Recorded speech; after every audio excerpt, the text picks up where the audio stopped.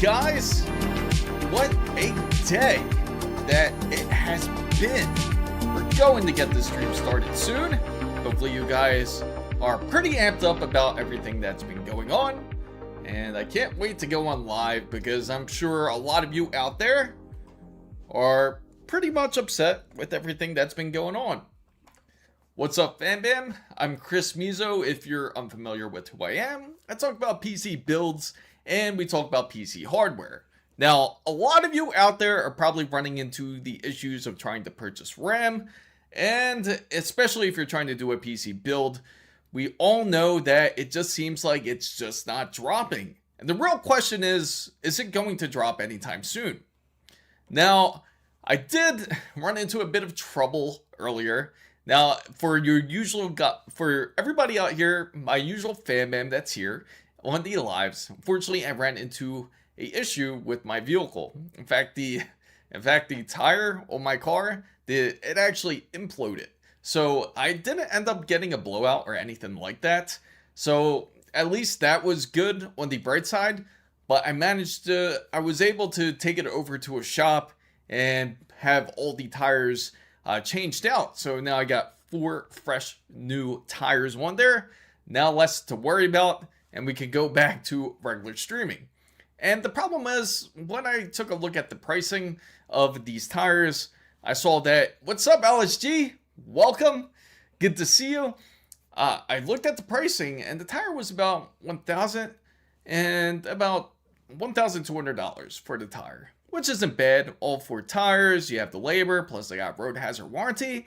And then I was thinking, wait a minute. I was really looking at the price, and it was a good point that somebody actually brought up. Vlad's uncle, I believe, was the one that brought it up in the comments. I was looking at the price of the tire. Again, $1,200, not really bad for the tire. But what price is familiar at that price point? You're talking about DDR5 RAM. It would only get you 64 gigabytes of RAM. Now, really let that sit in your head. Just to really inform you about just how bad the pricing is when it comes to a DDR5. And the problem is it's only going to get worse. Reason being is because you have companies such as HK Hynix, you have Samsung, and you also have Micron, all 3 of the companies that produce DRAM. Now, we have one that is out of the race, unfortunately, for the consumer side, and that's Crucial. Crucial makes RAM for the PC building market. Now, not everybody's going to go ahead and purchase Crucial RAM. Not a lot of people out there probably have Crucial RAM, but it is available out there. They still have some. In fact, to let everybody out there know, I was actually able to get some DDR5 RAM shipped from Crucial, believe it or not. I was quite shocked. Maybe they're just trying to get rid of supply, but I did have to pay a bit of a premium for it. It was 6400 megahertz at CL32, and I had to pay $320. It's pretty crazy to say that that's not that bad, considering that $320 should get you way more than just CL32 RAM. Just earlier this year, when they released CL26, you could literally buy almost 64 gigabytes at that price of CL26 RAM just a bit earlier this year. Michael Fierce, what's up? So man, I waited too long. I was going to get a DDR5 AMD system together. Then I saw that the same RAM kit was now $420. And now it's $1,200. Now this couldn't be truer for a lot of guys out there, especially who has been patiently waiting to build a PC. Now, if anybody out there is wanting to build a PC, you want to do it pretty badly, you certainly can buy some of the PC hardware today. And I really mean today, because everything that you see right now, the volatility is only going to get worse. Especially when you're talking about NAND, which is something that you need for your NVMe. And then when it comes to VRAM, when it comes to your GPUs, which I will definitely have a video about that later. And the reason being is because a lot of these foundries are focused on creating HBMs, and that's what really is the key. It's not that they really care for DRAM. Of course, they can use the DRAM, but the DRAM's not going to be really used for AI. That's more on the server base. But for the HBM side, that's where AI kind of comes in and takes over. The crazy part is companies such as OpenAI. And you also have Google, and you have quite a few other AI companies out there. They don't honestly expect to turn a profit, not at least until like 2030, 2031. So what does that mean for us? For us consumers who need to purchase RAM, it's just going to take a bit more time, especially for anyone that's trying to sit back and say, this phase will pass. I've seen it before. I've seen it happen with GPUs. I've seen it happen with hard drives. I've seen it happen with different PC hardware in its life. And typically it's temporary. But for something like this, it's hard to say it's temporary, especially you see that Samsung has passed it amongst themselves, especially when they need it on their cell phones. Their brand new trifold where they want to display it for the world. And unfortunately that there might be even a shortage of cell phones because of it. Everything's going to have to end up being more retrofit at this point. So Michael says, Chris, my first build is a B850 Tough Gaming, 5070 Tough Gaming, Vengeance 32 gigabytes, 6000 CL36, Samsung 992 terabytes. Any thoughts? It said you have a well put together build. It's definitely excellent. Now, the only thing I would suggest is bump up to 5070 Ti instead, because 12 gigabytes is now kind of like the minimum. Not really even the minimum, but I would say 16 gigabytes is more the minimum. And we were expecting a lot more from Nvidia to release. Hopefully everybody got to tune in and listen to the Joe Rogan and Jensen Huang. They got to talk to each other on the show. It was actually quite excellent. It gave you a bit of insight of how Nvidia really formed. And they have certainly went through a lot of trial and error for this to happen. It's pretty wild that Jensen Huang actually survived basically off of Yu Suzuki, which is Sega's CEO, really, and luckily with his support, it ended up being such a success just because he liked Jensen Huang. But yeah, you guys got to check out that Jensen Huang interview with Joe Rogan. It's an excellent one. Definitely suggested to everybody out there who can have access to that podcast. But so Amro says, when I finally started buying PC parts, the RAM and SSD prices skyrocketed. And SSD prices skyrocketed, so I'm going to the used market. You know what's wild? When you check out the used market, it's honestly not as bad, nearly as bad as I thought. I thought it was going to be a lot worse, but you can actually still get some pretty decent deals. In fact, I was talking to some of the guys and they were like, you know what? Maybe it's just better to get a pre-built PC on the market. Somebody that wants to put it up for sale used. And more than likely, you can probably get the RAM for a lot cheaper that way. And more than likely, that's the case for anybody out there, especially if you're desperate to look for RAM. Take a look. You might have some luck when you look at the marketplace. You might have luck going on OfferUp or whichever type of app that you prefer to purchase any type of used hardware. So the appeal of Intel is you can go DDR4 or DDR5. Yes, that is true, Steven. They certainly do have that aspect. In fact, MSI is even thinking of doing something similar. They're coming. I was going to get two of these and not now. That's unfortunate. Fierce Protocol. Hopefully soon that you will be able to get your hands on what you're looking for. Now, you're exactly right, Steven. So anybody out there that has a 12th gen Intel, which is Alder Lake, or maybe you have Raptor Lake or even the refreshes, you can certainly get away with using a DDR4. You just have to make sure that you have the correct board that is compatible for that. Now, it's a bit more attractive in the case that you can certainly get RAM for a lot cheaper, for the price at least. But DDR4 is still technically expensive. For anyone that is still on a DDR4 platform can certainly tell you that it is still a bit rough paying these prices. In fact, even when I was looking for 3600 megahertz of CL16, it's still a bit pricey. Nearly $200 if you were to go ahead and make the purchase for it. So I gotta say, when it comes to DDR5, it's certainly an advancement when it comes over to DDR4, but is that advancement worth it for your build? Now, what is more interesting is that MSI also has a platform that's coming out. In fact, I'll show it to you guys here on live.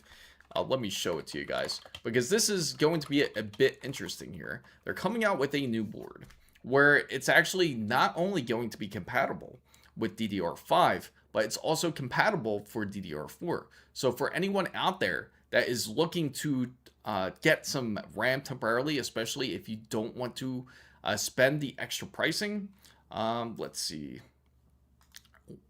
Let me pull it up right here. In fact, I can find it. I think I saw it right on Twitter here, and I will share it with you guys as soon as I see it. So Amira says, I recently bought Ryzen 5 5500 in the GTX 1660 Super, and I found a cheap kit, like 16 gigabytes kit for like $32.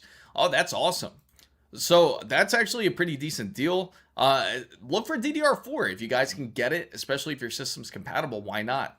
If you want to hold off and wait till if you want to wait for AM6, that's perfectly understandable, especially for anybody out there that doesn't want to pay such a high premium. I'm still in awe that I ordered out of B&H Photo and ordered some Crucial RAM. Again, $320. It wasn't a bad deal considering that it was 6400 megahertz for CL32, but we should not be nearly paying that price, because just earlier this year of November 2024, I was able to purchase 6000 megahertz of CL30 from Corsair, full Corsair Vengeance, and it was only $210, and that was including taxes. So that just tells you how out of control really the pricing is when it comes to RAM. So I'm going to throw out a poll out there for anybody, especially for those who are looking for RAM. So this goes specifically to everybody out there that is looking for RAM. Now the question is, has the pricing of RAM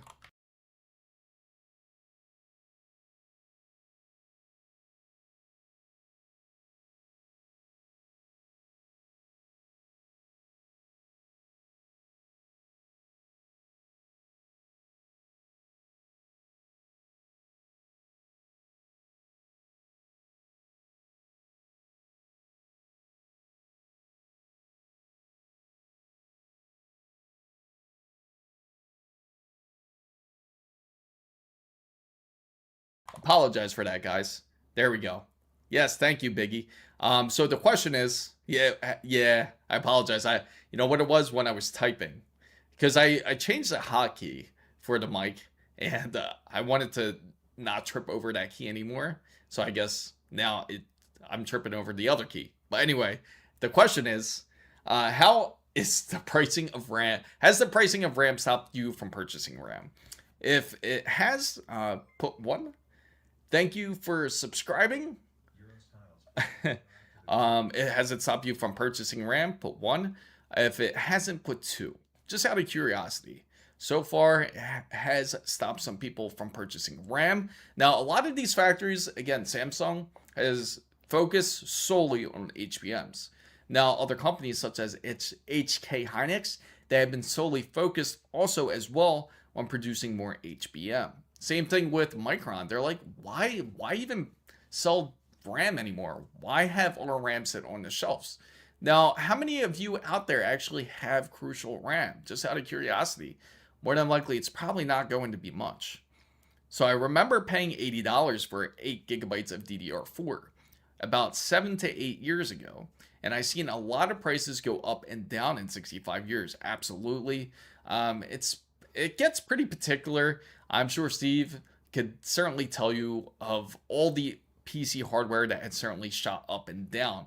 In fact, it's pretty funny. MSI happened to their motherboard. Unico Hardware actually brought this up, which was pretty funny. They had a pricing error for one of their motherboards, which I gotta show you. Instead, they actually had posted it for about $200, or no, $190. A lot of these manufacturers, a lot of the brands are trying to sell these motherboards because they're having trouble trying to sell it, especially because RAM is really unaffordable. Their sales has dropped down as much as 40 to 50%. And especially on a hot holiday season between something like November and December, where they expect more people to purchase motherboards for new PC builds for the new year, where most people do end up waiting for that long to do that build. Unfortunately, it really has held them off. So before all of this happened, I was planning to buy the brand new Crucial RAM 32 gigabyte kit. But after I saw what the AI because I changed my mind. The prices are insane. I agree, it is quite insane when it comes to the pricing, and it's pretty sad. They actually, I gotta show you guys this too, which is pretty funny. Waffle Skater says, for me, in terms of wanting to build a PC, now I'm looking at some of the power specs builds Micro Center has, since their pre-builds might be better this time. 3. That's not a bad choice. Honestly, it's not a bad discussion. If you are looking to purchase RAM, you might actually buy a pre-built PC for much cheaper than the actual RAM kits. Now, for everybody who is curious about what type of RAM is contained in a lot of pre-builds, such as Cyber, Power PCs, or ABS, or quite of the few names that you might have heard, HP, Dell, the typical ones, Alienware, more than likely a lot of them use Micron, because Micron would actually sell a lot of bulk to them. So here's what I wanted to show to you guys. I will show you guys right there on the browser side. You can see that MSI was trying to sell their board originally for $200.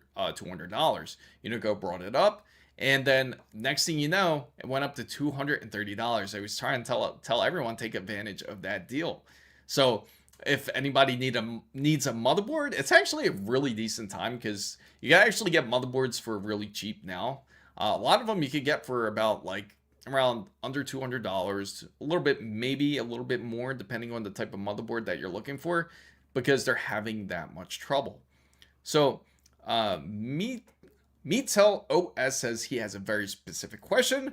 Will changing my default contact frame with the TGC SF improve temps even during not necessarily. The contact frame is not really just to improve temperatures. It's more or so to kind of protect the thermal spread from really going into the crevices of your AM5 processor. Now, it's gotten a little bit more attention, especially like for those, even on Intel, they make contact plates now, but it doesn't really do anything drastically when it comes to temperature. That's more, again, originated from AM5 because of the grooves that they had originally with their processors. So, thoughts on the Cherry X, the XTRFY MX 3.1 white keyboard just got it. That's actually a decent one. You'll like it. For anyone who is new to keyboards, especially when it comes to gaming keyboards, the Cherry MX is definitely a great option for anybody out there. For everybody out there, you can feel free to vote on the poll. I'll close the poll in about 5 more minutes. But anyway, Cherry MX keys or Cherry switches, Cherry switches are great for anybody that is just starting on a mechanical keyboard. I highly recommend even OPX switches as well. They're great to have for a keyboard. They're super responsive. And of course, for anyone that is also looking for a bit more of a budget, I also recommend that Red Dragon too, because Red Dragon you can actually get for a pretty decent deal. Now, so thoughts. So we've answered that. My PC starts specifically when I have the side panels on. Acrylic happened after I installed some fans. I can turn it on, then the side panel will work fine. But if I turn it off. Okay, so it sounds like there is an airflow issue from what you're describing, Davik. So when you have your side panels on after you installed some fan, definitely an airflow issue there. So you want to make sure it doesn't start specifically when okay, you can finish what you're saying, David, I would assume, or Davi. Just, finish your statement and I'll try to help you out here. But also, again, everybody can feel free to join the Discord. It's also free for anybody to join if you have any PC issues. We can certainly have this figured out. So contact frame purpose is to ensure even pressure when using it, pretty much. It's booting only as a keyboard. I get it. I know there's some keyboard snobs out there too. I get it because, again, for anyone that's just starting, especially you spend so much on RAM, you're spending either $300 or $400. It's no longer how it used to be. Before you could get some 6,000 megahertz for $130, and that's an extra $200 you could spend on a really nice keyboard. But unfortunately, not everybody's going to have that luxury. And for anyone that can have the luxury, Wooting is excellent when it comes to your keyboards. Corsair is also excellent. Not a fan of the pricing, again, from Corsair when it comes to the RAM side. G-Skill's been attempting to hold it together the best they can. And of course, you've been hearing from some other memory companies as well, just coming out of the blue, just picking their poison. So it looks like from the poll that it really has stopped a lot of people from purchasing RAM. So it certainly has been holding back on the PC building market. That's definitely going to be a very negative side for them, but it's almost like they don't care as much, unfortunately, because at least they know when they sell these HBMs, they're already sold technically, because they bought up like even up to 40% of the production. Now, they'll use some DRAM, but the DRAM that they're going to be using it for is not really for the AI. It's more for the server purposes. So, it's make sure you have a total flat surface for the best cooling. So, do you really need a 64 gigabytes RAM when you already got 32 gigabytes? Now, that's a great question, CS Guac. He throws out a very valid question. Now, if you need 64 gigabytes, originally we were throwing that number out because that seemed like it was going to be more of the new standard than 32 gigabytes. This is more of a future-proofing method. But at this rate, especially for how expensive RAM is, it's hard to justify saying that 64 gigabytes is worth purchasing. 64 gigabytes is more for those who are looking to multitask more on their PC, especially on, say, Intel builds. A lot of AMD builds, especially because you have the L3 cache from the X3D processors, you don't really need as much. You can get away with 32 gigabytes. Now, when it comes with Intel, it's a bit smaller. And for those who are looking for more tasks, such as, say, you work on Adobe products, or if you use something like Blender, you're going to need a bit more RAM because of it. But if you solely just game, then it wouldn't be necessary to go above 32 gigabytes. For those who need to use it for more of editing purposes and multitasking purposes, such as a Blender, encoding, things like that, then you can take advantage of the RAM. That would make more sense to get up to 64 gigabytes. But for most, you can get away with 32 gigabytes. So, almost read my own thing. Thank you for subscribing, Waffle Skater. Awesome. I really do appreciate it. So, yeah, after getting 80 HE, it's not possible for me accepting anything lower. Also waiting to release of the big knob, which you will be able to. That's a bit exciting, I gotta say. We definitely got to bring that in. I got a free kit buying a X870E. Oh, really? That's pretty awesome, actually. It's a shame. They really need to bring back a lot of those kits to where they actually have the RAM with it. Now, the only closest thing that they have at Micro Center, which we're going to take a look at, is take a look at this. This is honestly not a bad deal. Very expensive. And most people are not going to be looking at Micro Center for this type of build. But while that loads up, I'm going to show this to you guys because this is actually quite tempting. Now, it's not really tempting, especially for some of you guys out there when you see this kit. RAM list, exactly. So how often does anybody really update their RAM? And that's really the key. Like, you only have to get RAM if you absolutely necessarily need RAM. If you are just building a PC and you don't have any RAM at all, then yes, I can understand why you need to purchase RAM. But for those who are just wanting to upgrade just because the pricing is going up, then it wouldn't be necessary. It's more for those who needs to not really upgrade, but more or so to do a build, because you can't have a PC build without RAM, unfortunately. What's up, Frozen? Good to see you. So CS Squawk, again, makes a great and valid point. You do not need to purchase RAM if you own RAM already. Please do not go to 32 gigabytes over to 64 gigabytes if you just game, because I'm telling you, that's a waste of money. So So Asa Noah Kubi says, my PC only turns on when the side panel is open. As soon as I close the acrylic side panel of my case, the system gives no power at all. No fans, no LEDs, nothing. I already checked, no cables are touching the panel. So you're checking the ground, really. You're making sure it doesn't ground out. The system only works some hours after the panel gets removed, as if nothing happened. The issue started after installing the new case fans. So you have to make sure to see the direction of airflow when it comes to the fans. You don't want to make sure that it's bringing a negative case pressure. What negative case pressure does is instead of bringing in air into your PC and exhaust the air, it'll actually trap the air inside of the PC and has nowhere to go. So in order for you to make sure that is proper, there's two things you can do. You can check out your fan, take a look at it. Let me know the model fan that you're using too, because a lot of the new fans, they'll actually have arrows on them. Not even new fans, older fans have them too, to show you the airflow direction. Because they have, the newer fans have, you have reverse fans to where they actually instead do the opposite of what a traditional case fans do. You have to make sure that it is in the correct direction. So no longer, some fans, it doesn't really apply the same method when checking the case flow. So it's important to make sure that you have air coming in and going out.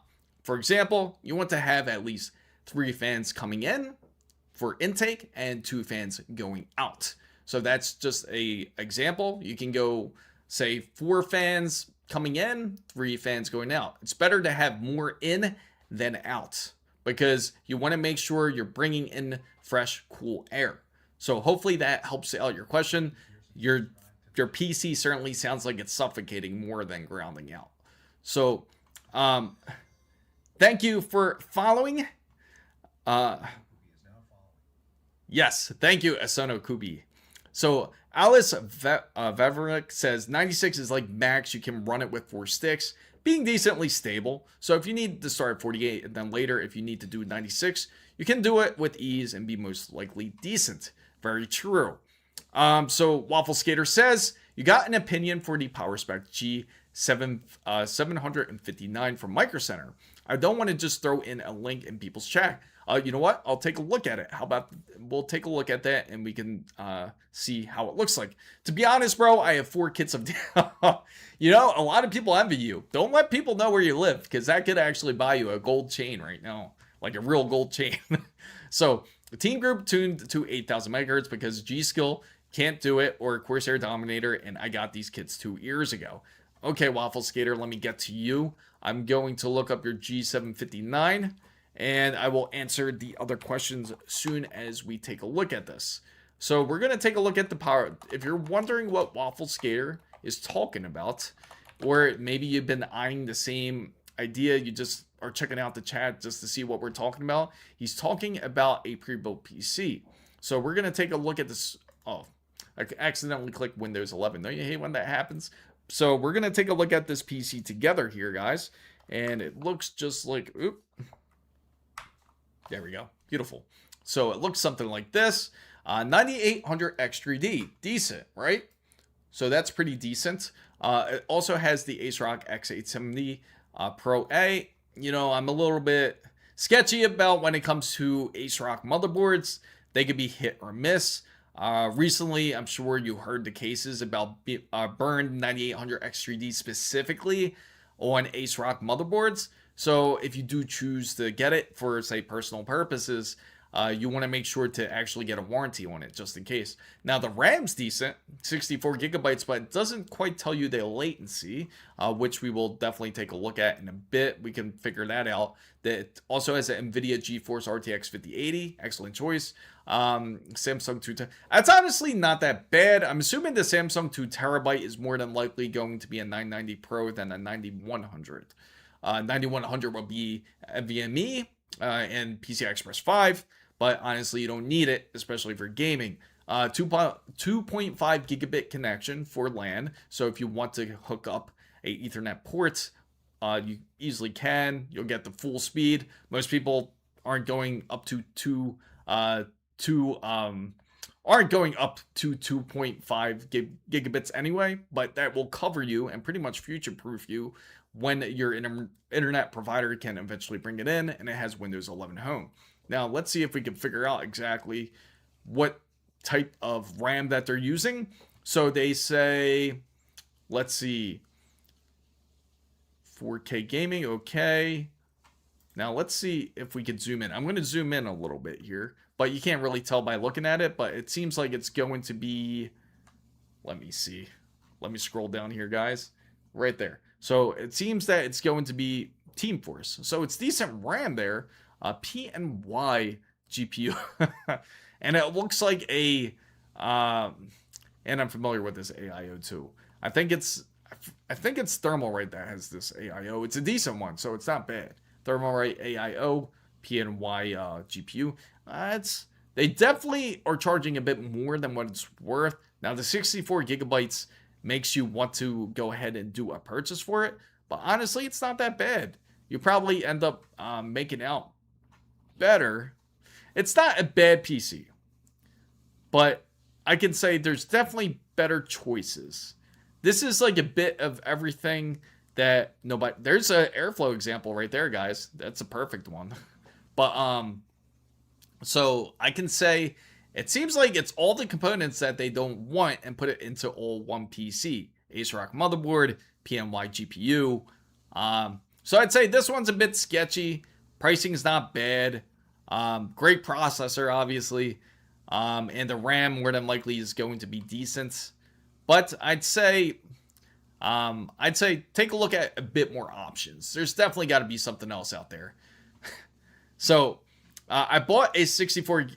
So I'm going back to Steve right here. I bought 64 gigabytes also in 2023, and DDR4 CL $1698 after tax, 3200 mega transfers, but overclocked it at 36. Awesome. Were you able to get a decent latency on it as well? I went with Asus Strix E instead of the Asus Plus. Yes, that's a good choice. I like the Strix line. The E Gaming is an awesome motherboard, by the way. I love the E Gaming motherboards. So, CS Squawk. Wow, I don't see the anti-sag bracket. That PC, yes.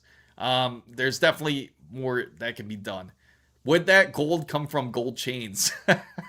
Or come from old RAM modules? I feel bad for the bro who traded yes, that is a truer statement.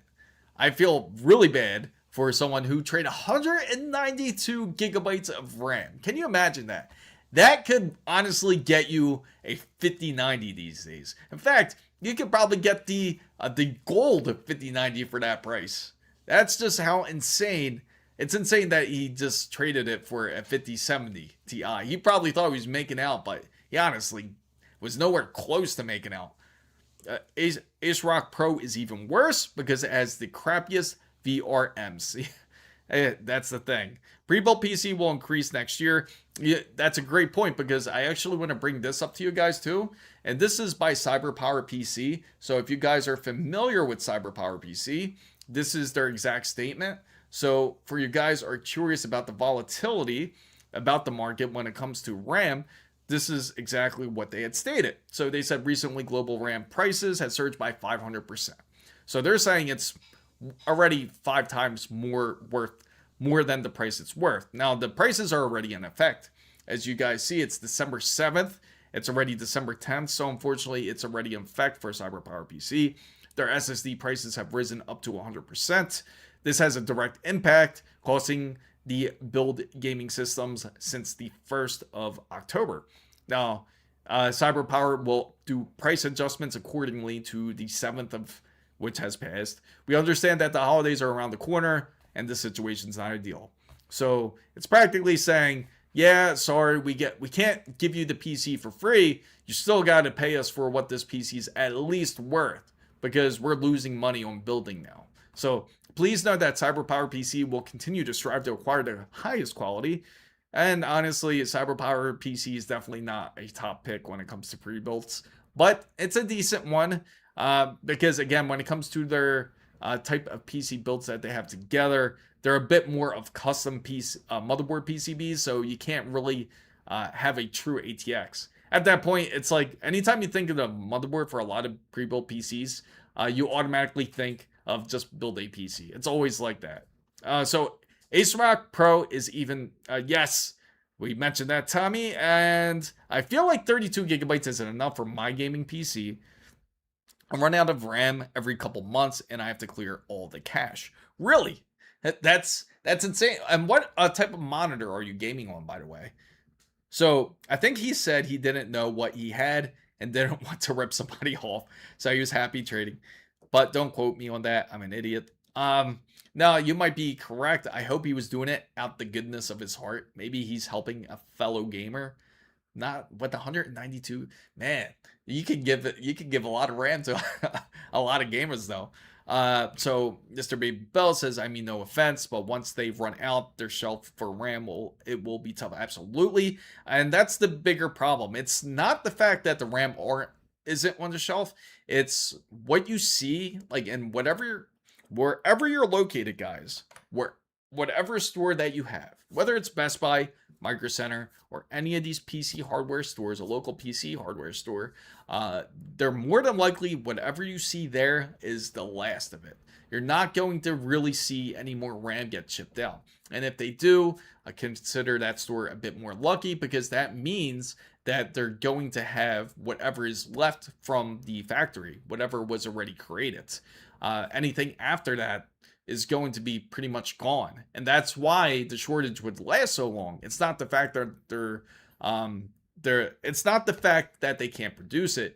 Well, in a way it is. They can't produce the RAM, but what it really is the fact they're focused on HBM, so they're not producing DRAM anymore, and that means shortages. We don't have any RAM anymore to sell. So this is their one way of kind of controlling inventory as much as they can, which they obviously done successfully. It's just going to end up becoming a lot worse because of it. So backplate on the motherboards are a must. So yes, I agree. You definitely got to have a backplate, especially if you got something heavy. And please have a support on there. KTC 1440p IPS, I think. So I'm waiting for a Gigabyte 870E Exit 3D. Yes, that's a great motherboard. Personally, I want to wait for the X3D Ors Master. That's going to be dope. They already have the ice version of it, but I want to see the blacked out version of it. So hopefully you guys are excited for that. Oh, and speaking of which, let me go on MSI real quick so I can show you guys what's been going on with them.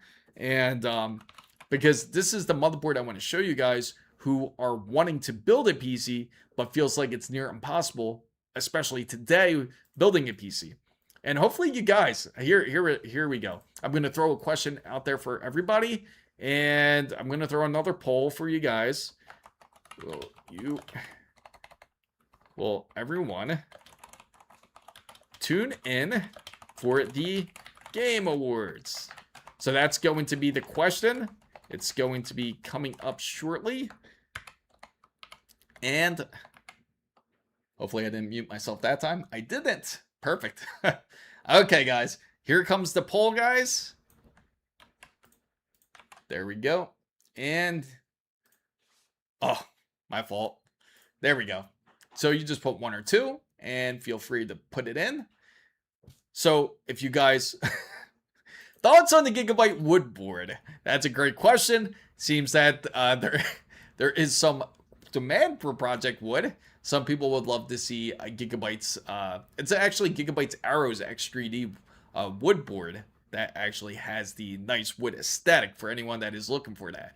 And it could go on the side of maybe Corsair or Fractional Designs wood design here. So they do not, yeah, not for now. They have it on the website. If you go onto Gigabyte's official website, they do have the X3D version of the Ors Master, which I will definitely show you guys. So let me show you, and I also want to show everybody out there about what's been going on with MSI's motherboard. It's definitely interesting, especially that it is AM5 here. Let's see.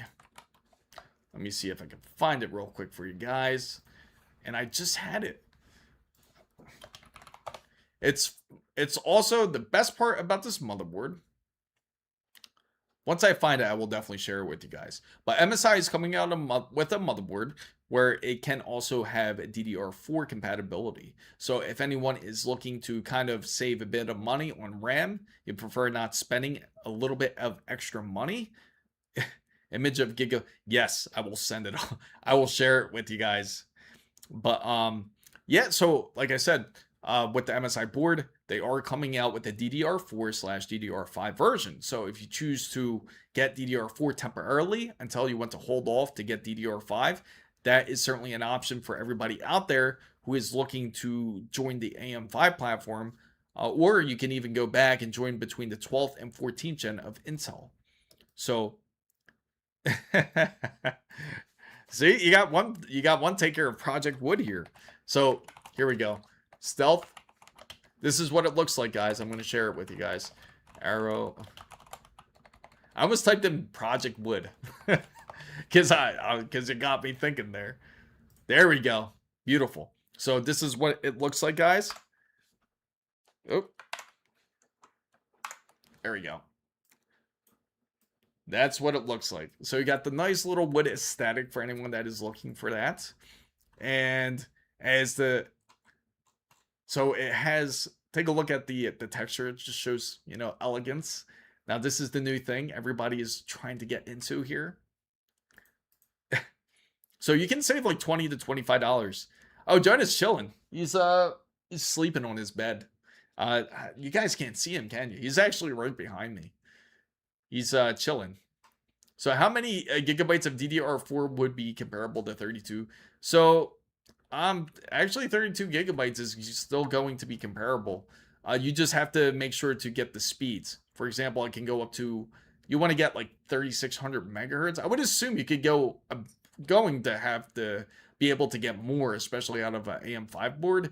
So, I mean, you could easily get the speeds of like over 4,000, at least 4,000 megahertz, and have some decent low latency. You actually would perform very well. I would love to test it out, like once MSI does produce it, because it would be pretty fun to put some DDR4 RAM with some say, if a 9850X3D comes out, that'd be pretty amazing. But it has the wood aesthetics here. That would actually be nice, like in a fractal design case for anyone that wants to get involved with some Project Wood. So how many gigabytes of RAM do I have? So for this, for my gaming build, I have 48 gigabytes of RAM. For my Threadripper build, I have 64 gigabytes of RAM. So DDR4, yes, pretty much for the most part. I think with most motherboards having 4 memory sockets, but most people only using 2 or the 4, it makes a great sense for them to install 2 slots for DD. Yeah, absolutely. It just makes, and DDR4 3600 tune can really, yeah, and the best part is it's actually super tunable compared to DDR5. Now DDR5 you can tune it, but the only problems is, as you know, Micron's DDR5 is going to be a bit more limited compared to something like if you have like a Samsung die, not Samsung, you have a SK Hynix die. If you have, now when it comes to DDR4, you'll be a bit more familiar with it because Samsung actually has their B dies. And B dies are the ones that are what enthusiasts look for when it comes to DDR4. So is it worth overclocking? No. That's that question here is absolutely not necessary unless you just want to beat the hell out of your PC. If you're looking to break records and everything, I get it, but no, it's honestly not worth doing that because you're just going to wear out your RAM way faster than you need to. So I'm running a Trident's Royal 64 gigabytes DDR4 on D4 13900K build, and it runs awesome, doesn't it? So the CPU matters in tuning. Your RAM, you want a good memory controller in it. Absolutely, that is true. So because as if you guys don't know, Epic Key runs a 7600 X3D. It actually has a really decent processor. He's able to get like a negative 49 on curve optimizer, which is pretty incredible. So hey, if I pay $2,500, I want $2,500 worth of performance using every ounce. I get that, especially for anyone that is looking to do a PC build. So I see a lot of people out there. So everybody, I see a bit of a mixed bag there. I see between yes or no. And for anybody that's not intending, was there any games that you didn't want to see in specifically, or are you just not interested in the words? Personally, for me, what I'm hoping for is a Half-Life 3 drop. I said this probably. I hope the same thing, exact thing last year, that there was a rumor that Half-Life 3 would drop, but obviously it didn't. And again, I'm having this weird hope that Half-Life 3 would drop this year. So please turn off your stream bot. Oh, 7800 XTD. My bad. Yes. Why is it repeating too much? You should play Farming Simulator 25. That's what I should play? You know, we still got to do a whole PC building simulator and do a game of that. That would be fun. That's something that we certainly have to do. Now, let's go back real quick onto... let me see if I can find that motherboard for you guys, because it is interesting. AM5.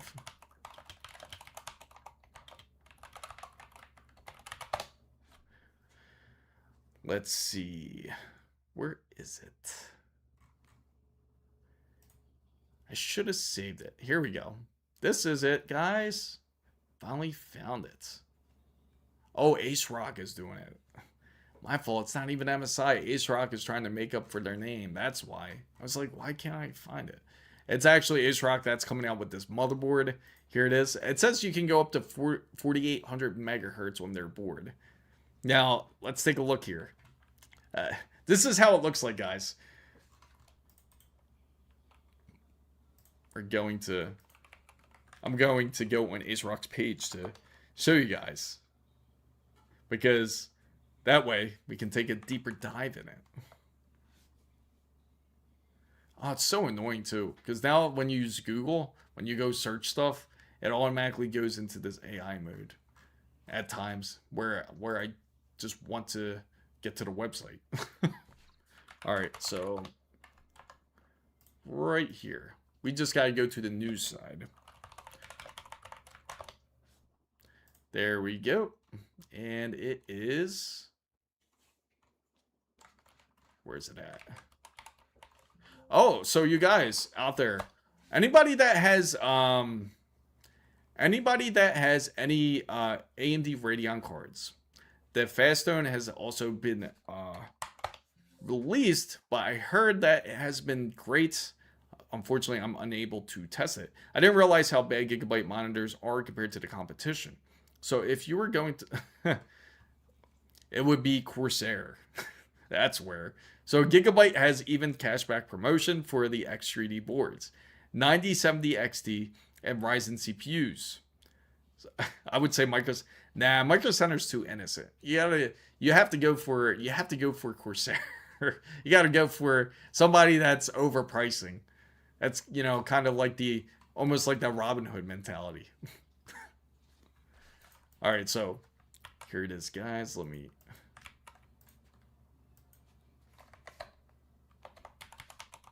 4 and DDR5.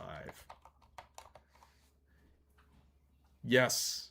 It's been a bit finicky too, from what I heard. It's not running 100%. Has anyone tried it? Just out of curiosity. Has anyone tried the AMD's Redstone? Because it's like, I heard that they're slowly releasing more. Here we go. So I'll show you this one instead. So here it is. So this is what it looks like here. And up to DDR5, 4800 megahertz. Now let's zoom in there. Now you got combo kits to where it gives you a bit of flexibility. So it's pretty nice that they are coming out with something like this.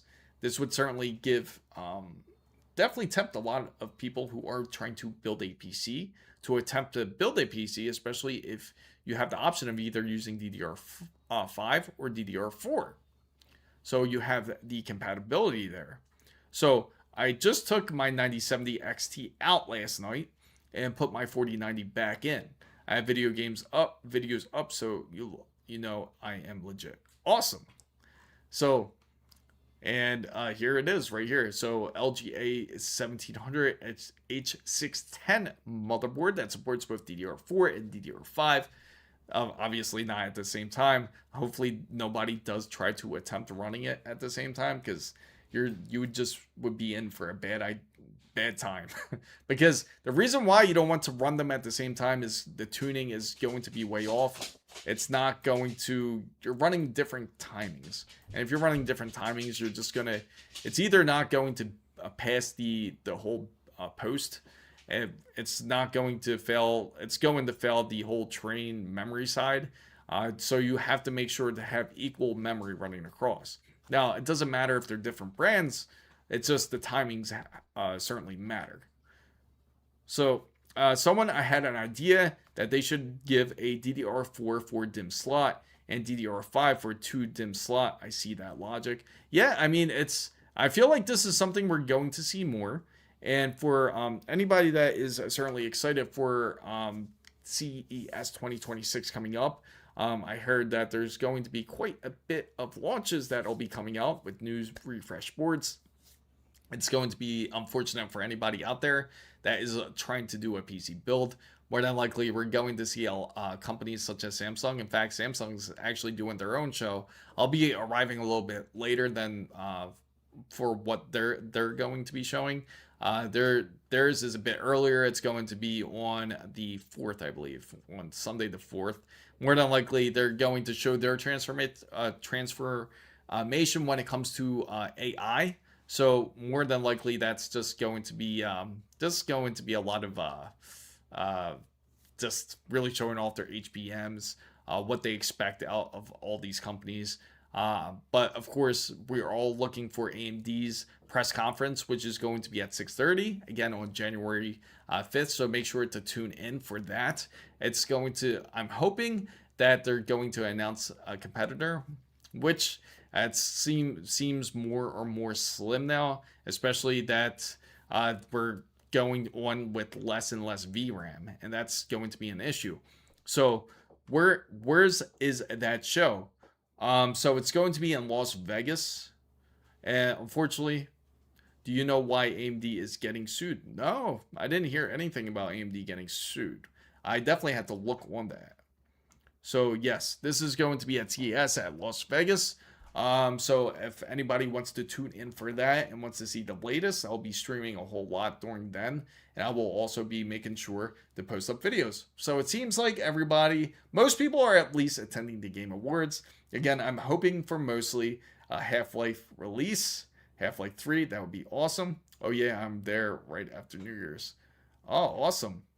That's awesome. Yeah,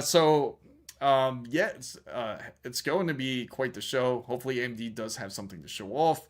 I am certainly hoping that RDNA 5 will have some sort of showing. More than likely, we're going to see something like AMD's 9000 series processors, where they're going to have the graphics built into it for anyone looking for like a 9000G to try to save a bit of money when it comes to doing a PC build. It's a good way to start, but it does end up you will end up using less lanes if you do end up going with something like a 9000G, just for a heads up for anyone who is thinking of that option. But they will also hopefully announce the whole 9850 X3D. More than likely, that's still going to be in line. Same thing with the 9950 X3D2. Hopefully you guys enjoyed that video.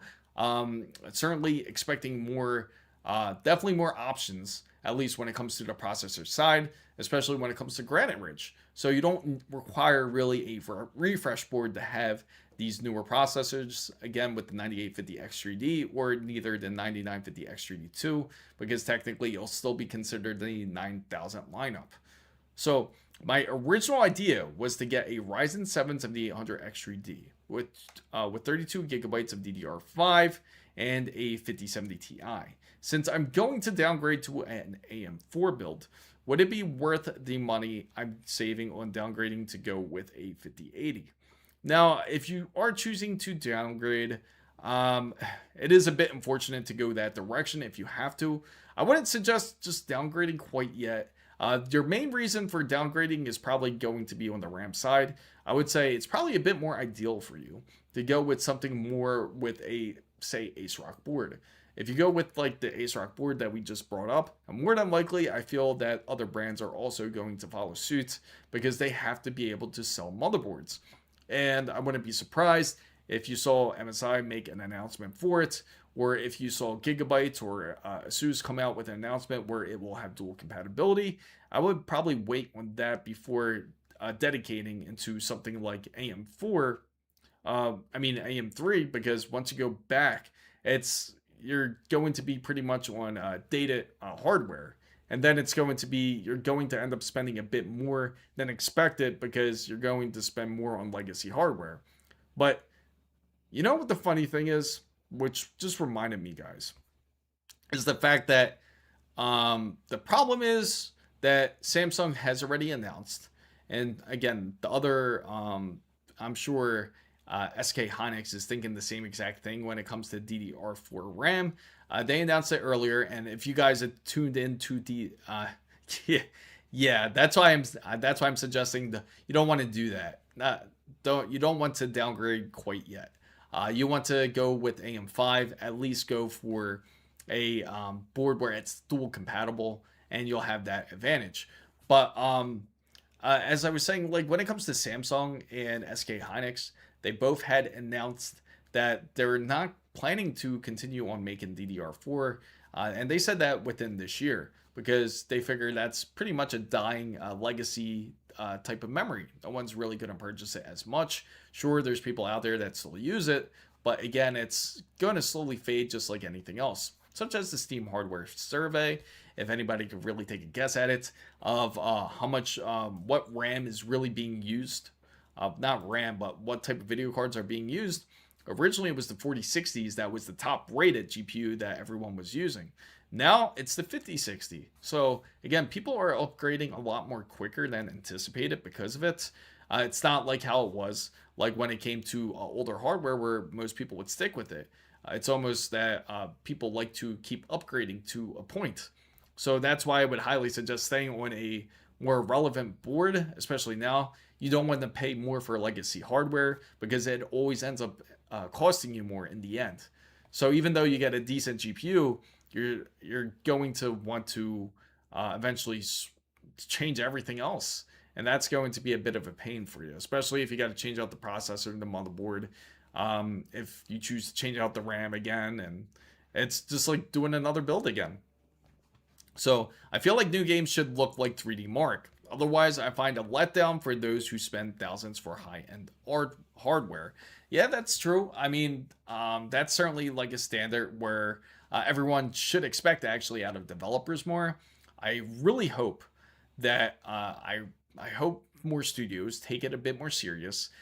That they don't rely on engines such as Unreal Engine 5. If you go Unreal Engine 5, obviously it takes a lot more resources. And I've seen different complaints about that the GPU isn't being fully utilized. And that's because, again, a lot of developers are relying more on the engine side than the actual the illustration and the actual art of it, at the actual 3D rendering side, doing the actual focusing on the textures and shaders, like doing it all by hand. And they rely on Unreal Engine to the point where they rely a bit more on ray tracing, and then you have things like frame generation, which makes their job a bit easier because then they feel like they don't have to do a certain part of the project and just rely on pretty much AI to take over at that point. And unfortunately, again, it uses a lot of resources of that because they're not really focusing on the task at hand. Instead, the resources don't just go to the GPU. It ends up splitting, say, into the CPU, where you end up getting, say, like 50-60% usage on the CPU, and then you end up getting 60% on your GPU.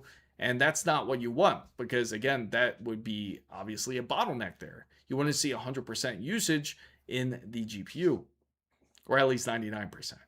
So this coming from enthusiasts, I feel like a downgrade from my 14900 tuned 14900K to a 9950X3D, the performance basically is the same, but the 4900K is still, yes.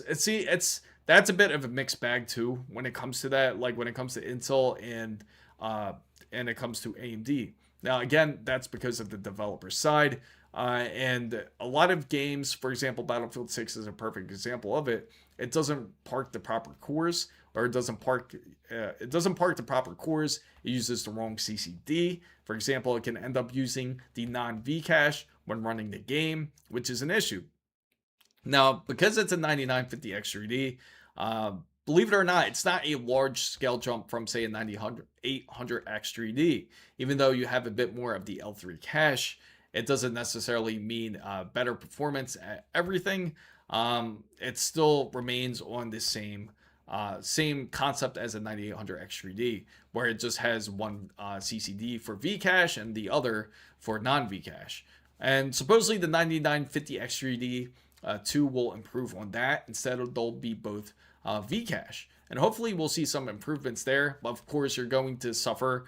If you have two Vcache, you're obviously going to end up suffering on the back end when it comes to multitasking. That would be the only issue with that. What 9070 XT model you like the most? So personally for me, that's a great question. So the 9070 XT models that I like the most is actually the Sapphire. I feel Sapphire makes a great one, the 9070 XT, of doing a build with that. It turned out awesome. It's able to hide your cables, and it just looks like a magnificent GPU. Another great one is actually AceRock actually makes a decent one, which is their 9070 XT. It's actually one of the most silent ones, and it's not that expensive. In fact, Micro Center has a great deal for it. You could actually get it for $600 for a 5070 XT. So what are your thoughts about a 7600 XT 16 gigabyte? Was not necessarily. I mean, it's a good purchase. I'd say for now, it's not a bad purchase. It certainly can perform the task that you're looking for, especially if you're looking for for your specific type of gameplay. So the real question is, what type of games do you play on that card? And what type of resolution do you play in? So Tucker X2I says, I got second-handed DDR5, 32 gigabytes RAM, unused for $300. Was it good? It is a CL36. Now that's unused for that's a bit expensive, to be honest. DDR5 at 32 gigabytes for CL36 is a bit high. Now I can tell you it's not 100% a bad deal, because technically, if you look at CL36 and for 6,000 megahertz, if you take a look at Micro Center, typically new, they're like about like $330, $340. So it's not a bad deal. I'd say it's a fair deal more than anything. So I would say minimum I expect from GTA 6 would have to look like GTA 6 better be amazing. That's all I gotta say. If you got the Steam machine coming out, right, you have to expect that GTA 6 will equally come out on Steam machine as it does for PlayStation 5 and as it does for Xbox Series X. It just makes sense. So honestly, I haven't run into those issues. It's been running correctly in the BIOS. You have the options, but it does its own port. Yeah, you know, the crazy. What's up, Mike? What's up, Mike Bruzone? See you in here. It's funny because I was running the test on Battlefield 6. Apparently, I kept parking the wrong cores, and I had to manually end up parking the cores, and eventually I got it to switch over. And one of the main issues too with Battlefield 6 I've noticed is that its anti-cheat makes it run on all cores as well, if you take a look at the activity. And so it ends up taking a bit of performance because of it.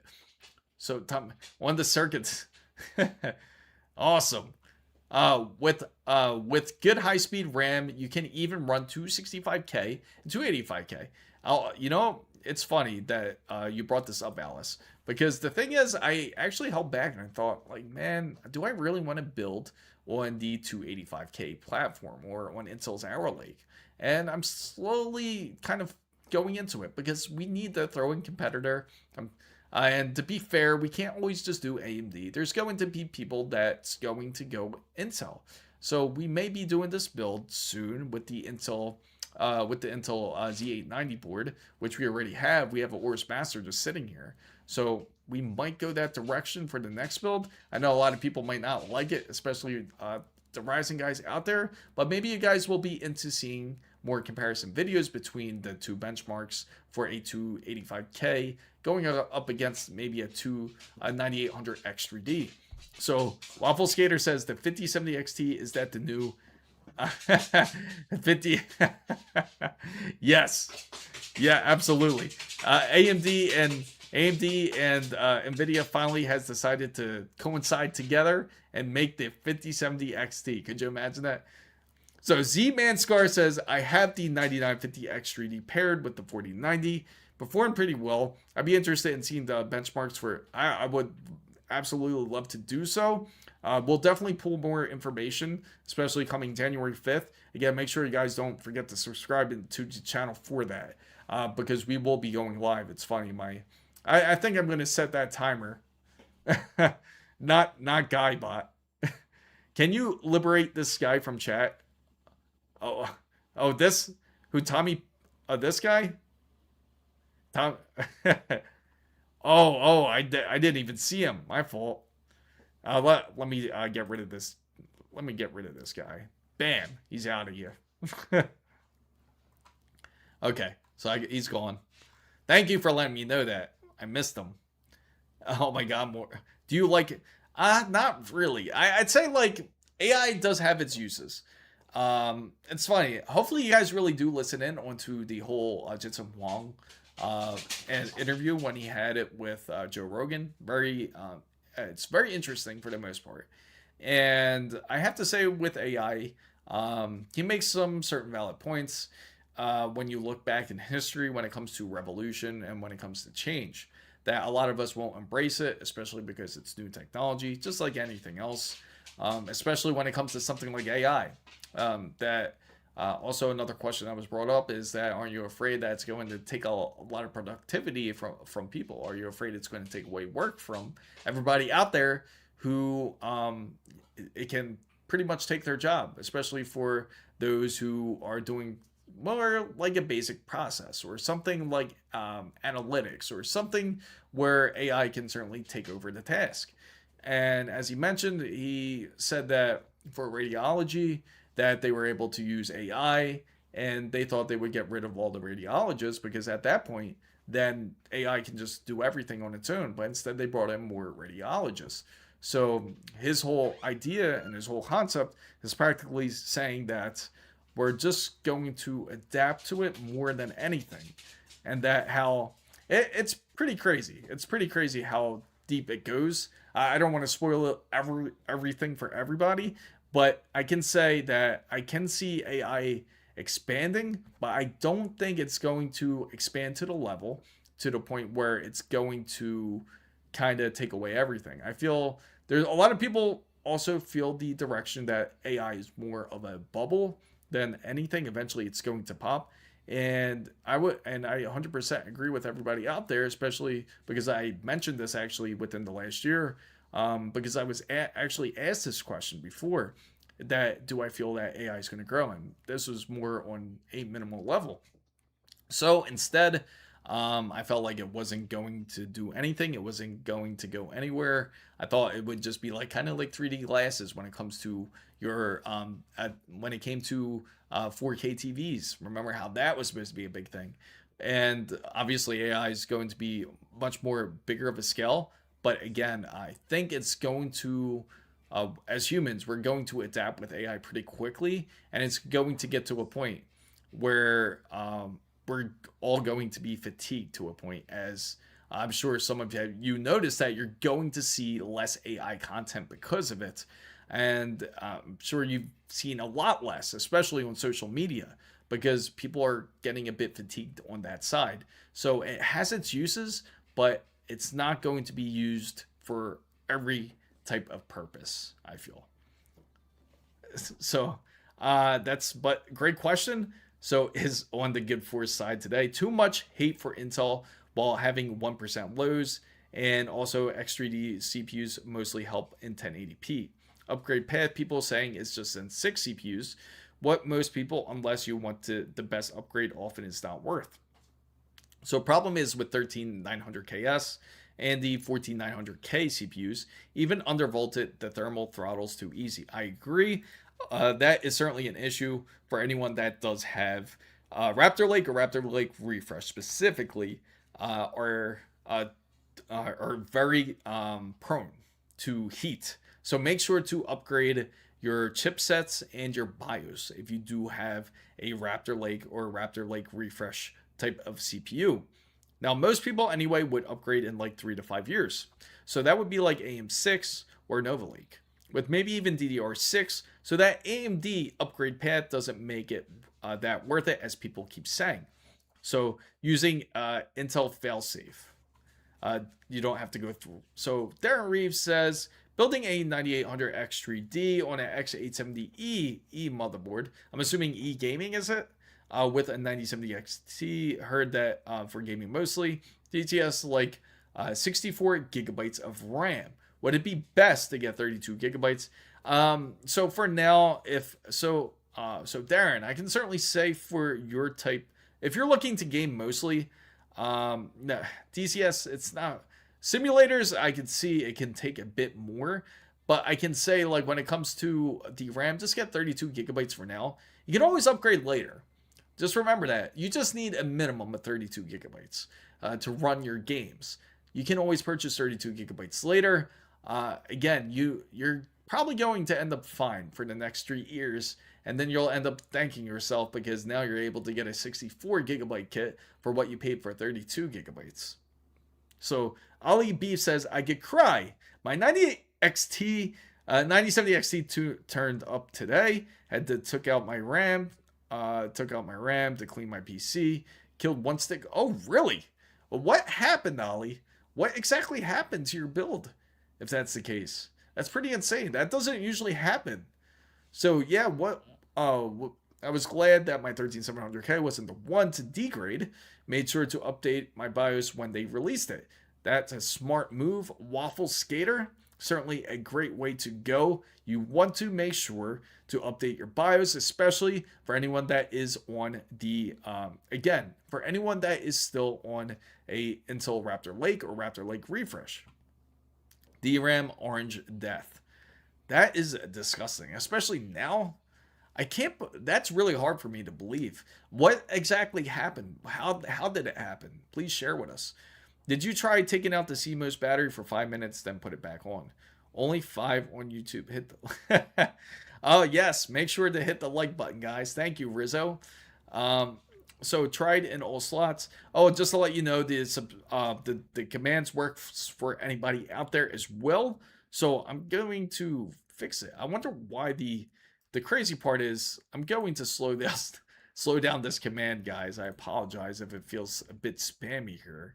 Let me fix it, guys. I will double check it. Let me see what it's doing here, because it seems like it's definitely popping up a bit. So let me see. Give me a second, guys, and it'll definitely pop up a whole lot less. Oh, where is it? Command triggered, enabled. There we go. Timed action. There we go. We'll make it for 2400. There we go. Okay, that should fix it. So, 6. I cleared CMOS, etc. PC only boots. Okay, so you're only getting the orange light. So you're saying your PC's not booting at all. So okay, let's start fresh. Let's see exactly where it's starting from. So tell us everything about how it happened and what you did to try to rectify the issue. So does anyone know if this 7500 X3 7500 X3D, it should be a decent CPU for the most part. 7500, I know it's 7600. I believe if there is a 7500, then it would probably be running on the same frame as the 76, which would be the 6 cores and 12 threads, I would imagine. So you don't need 64 gigabytes of RAM if you are just gaming, even with like, yes, but he's he's using it for a simulator. That's the trick. It depends on, are you fully simulating it, like having 3 ultra wides and going full out? That really depends too. Do you in your Threadripper use RDIMM's server grade memory? No, I actually don't. Believe it or not, I don't really need it for the server side more. It's more so I need it for the encoding more than anything. 7500 X3D. It's a dog. Tested PC with new GPU, then dismantled PC to clean. Okay. So you tested the PC with a new GPU, then so how did it react with the new GPU? And I'm assuming originally you had the 9070 XT, correct? And then you went to try a different GPU, is it? Simulator might need 96. Yes. But yeah, and it also depends on the type of monitor usage he's using too, if anything. That's what I'm really curious about.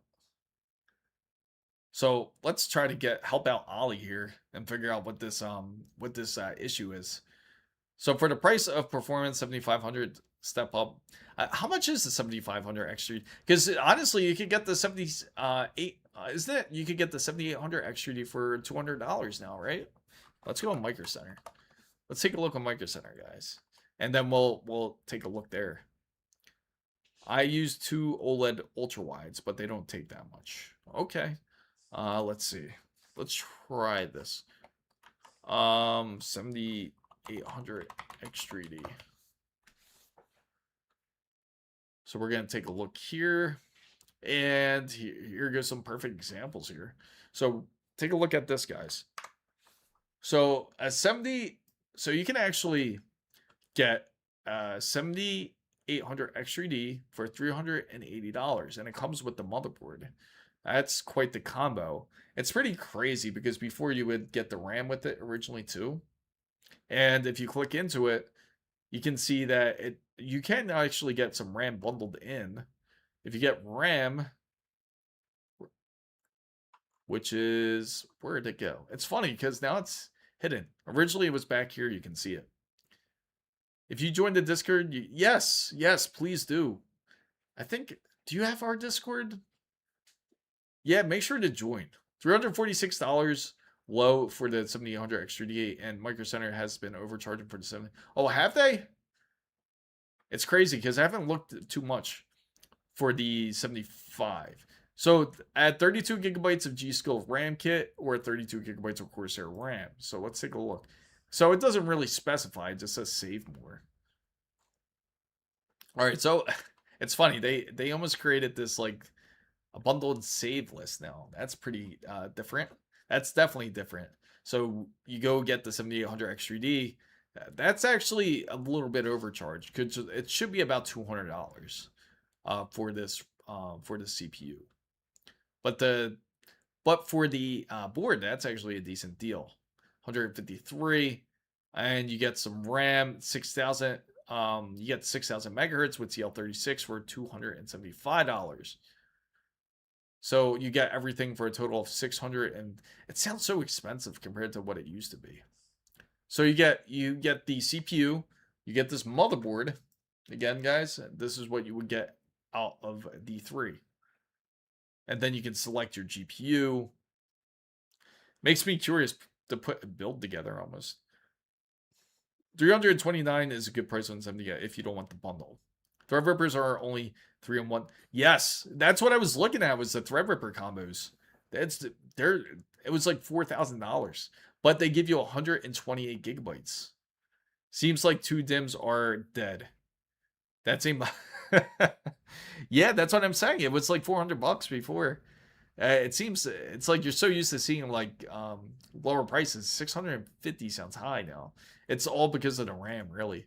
Let's go back here. I want to look at this Threadripper real quick, guys, because it was a 9970X. No, I put 90 almost X3D. That'd be pretty wild if they did something like that. Only way I can get it to boot is now I'm getting a quarter FPS in BF6. It's man. So let me go back here. Seems like 2 DIMMs are dead and one of the 2 sticks. Oh wow. Okay, so that's what it does sound like. If it's not passing the memory training, if it's not passing that part, then more than likely it probably is. That sucks. But didn't you just get the RAM? Maybe you could swap it out. Yeah, I know, right? It's pretty bad, Tommy. It's pretty insane. I'm happy that case too. Micro Center is primarily selling 7500 XDs as a pre-build for the 16 gigabyte. Oh, really? Here, oh, it's sold out. What? I can't believe this is sold out. Here it is, $4,000. Anyone wants to get this kit? It's honestly not that bad of a deal. I know why they bought it. Originally, they just had this in stock. It was $4,000 for this kit. And what they offered was you get a TRX 50 board, which is the ASUS Pro Series, which is their Pro Art line. And then you also get their AM... No, this is just a regular Pro, actually. This isn't even Pro Art. This is just a regular Pro board.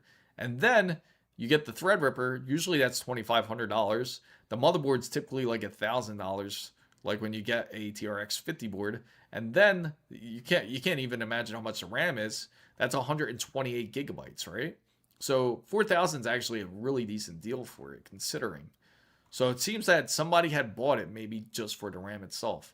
I wonder if they still got this kit, the 9960X. Oh, they do. They got the 9960X. But the 9960X, it gives you 5600 megahertz. And the cast latency is decent, though, 28. But again, the slower bus speed when it comes to the RAM. And how much is it? How much RAM is it? It goes up to 1 terabyte. Can you imagine doing 1 terabyte of RAM? That would be insane. People paying $4,000 for a 59, I'm not surprised at all. Fury RDIMM memory is even more for that. It's even server memory. That's pretty funny.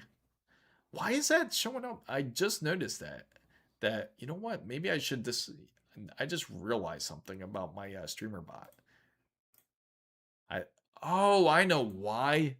So the reason why, I just figured why my streamer bot's doing it twice. It's because I'm having a horizontal and a vertical feed. So that's why it comes up twice.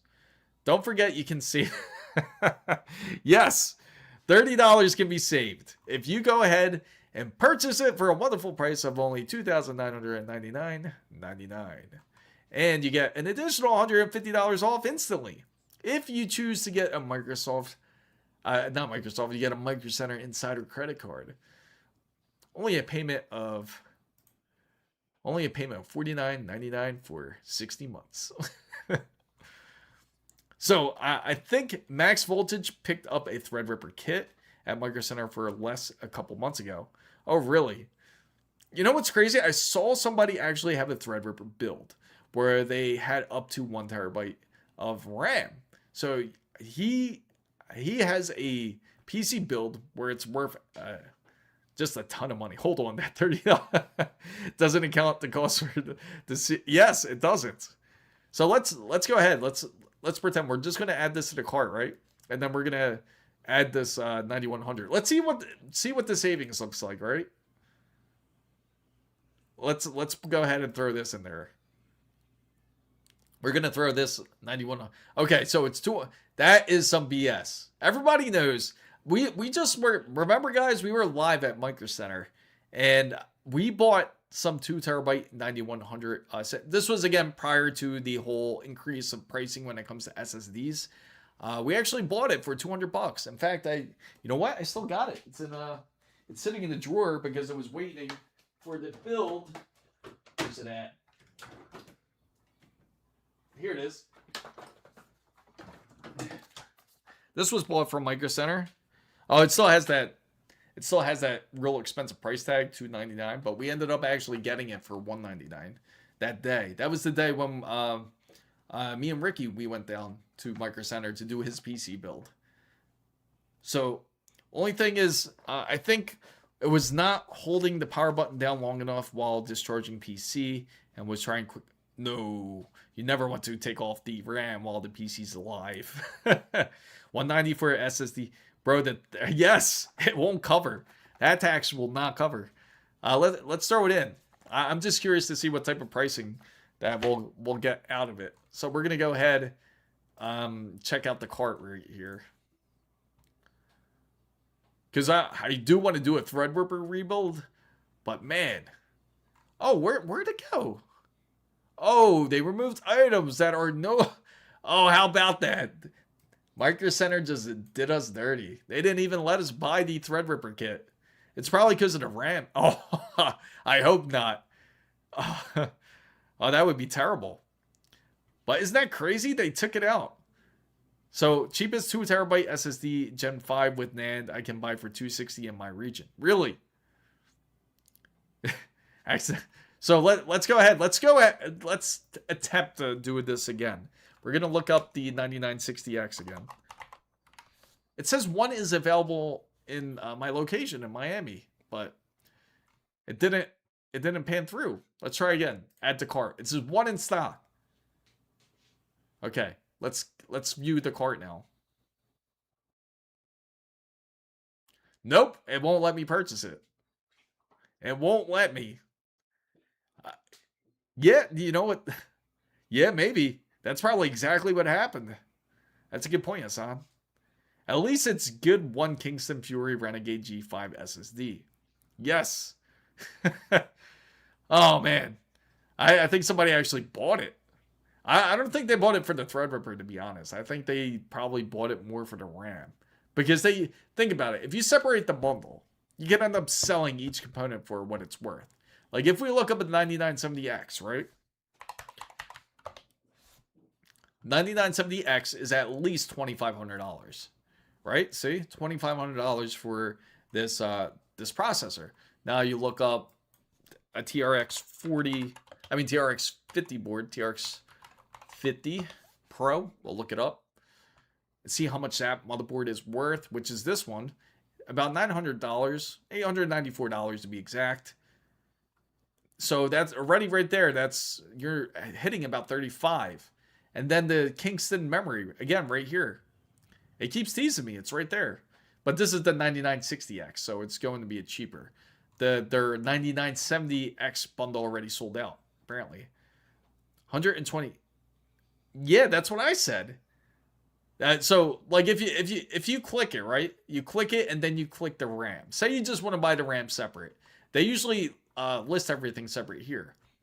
See, they have all the components here. You have the processor, you have the Kingston RAM, and the motherboard. So we're going to click the RAM, right? Look, $1,700 for the RAM alone. $1,700 for 128 gigabytes of RAM. And this is 5,600 megahertz. They have it ready by 10 a.m. tomorrow. I bet they won't have no problem me adding this in the cart. Let's find out. Let's go into the cart here. Now is the RAM for? Yes. Oh well, this is server grade. These are server grade RAM. Yeah, because exactly, it checks errors really. That's what it's really for. So right here, but that's a good point. You know what? Let's try to sneak it in. Let's try to create our own bundle. Be like, hey, on the website it says. Makes me curious. So let's look up the 9970X. We're gonna create our own bundle, and they can't say no. This doesn't exist. They'll probably give me a lot of they'll definitely give me a lot of BS about it. Oh, all right. Let's go 9960X. That's right. It's sold out. Yeah, that's the crazy part. Yeah, hold on. Only $83 with. Yes, only $83 a month with a firm.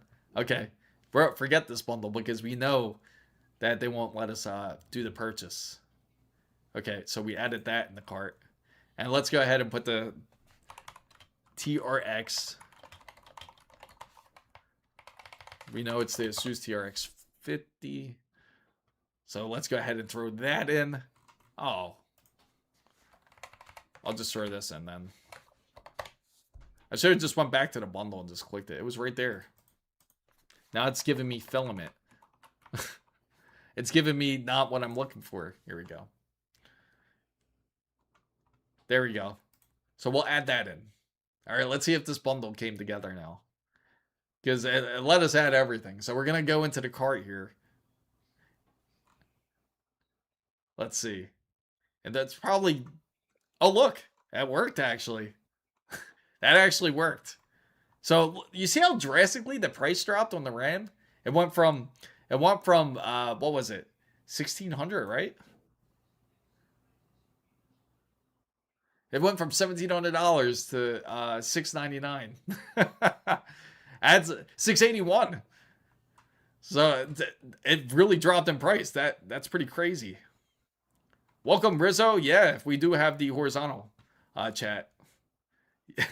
I know they make it seem like a bargain, but you know what's funny? Remember how they said $30 off for the 9100? It never dropped. It's still the same price.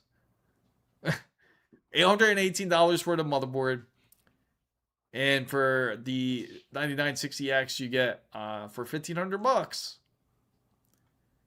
Yeah, is that weird? Not gonna lie, it may be a good deal to buy it in a month, and you can have a free. That's what I'm saying. That's actually not a. That's actually a decent deal. I wonder if it'll let me go ahead and go into the checkout. Let's see, checkout. Let's see what happens. And then it says price after 161. They only give you 161. So the taxes alone are like $226. So that's crazy. So I wonder if that's so that you can actually build a Threadripper for a pretty good price. That's actually not bad at all. A Threadripper, and you get the RAM practically for free. So why would anyone buy that kit unless they are getting a private AI? Well, yeah, that's the thing. Well, I have a Threadripper build. I just want to upgrade it, to be honest. I'm actually on a 3970X. So that's one of the things I certainly have to upgrade is that. Honestly, ever since I upgraded the GPU, it makes me want to upgrade less and less. But again, I wouldn't mind waiting for the next generation, to be honest, for out of AMD. But AI disaster special. I know, that's what it seems like. It's pretty funny because if that, I feel like if I went to Micro Center to go pick that up, I feel like they would tell me, I feel like I would get an email saying that I wasn't able to pick it up because they're going to be like, no, we can't sell them for at this price. We're going to lose money.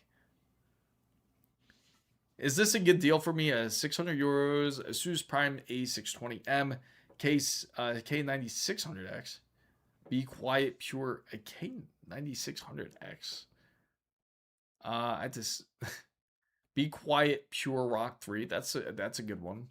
32 gigabytes to for that, all that for 600. I'm assuming you mean 9600X.